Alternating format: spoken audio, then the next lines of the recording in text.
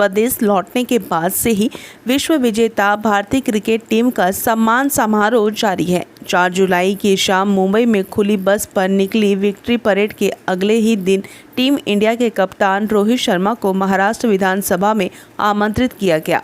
रोहित शर्मा के साथ भारतीय स्क्वाड में शामिल महाराष्ट्र के अन्य खिलाड़ी जैसे सूर्य कुमार यादव, शिवम दुबे इस दौरान सदन में मौजूद थे।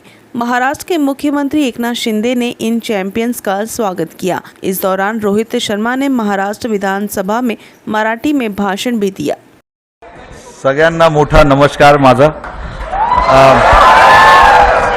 CM sir, thank you very much आम्हाला इकडे इन्व्हाइट करायला बरं वाटलं सगळ्यांना बघून।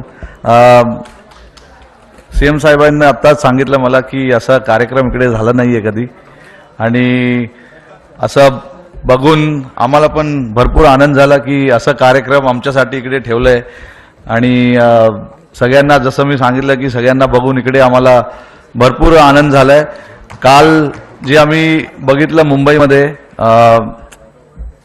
ते एक सर्वांसाठी स्वप्न आहे, आमच्यासाठी पण एक मोठं स्वप्न होतं की वर्ल्ड कप इंडियामध्ये आणायचं आहे आम्हाला।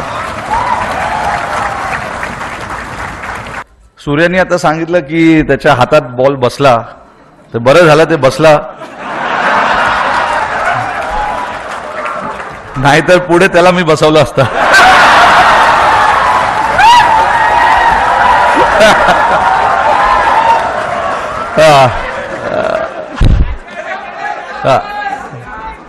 Thank you everyone, thank you Mumbai.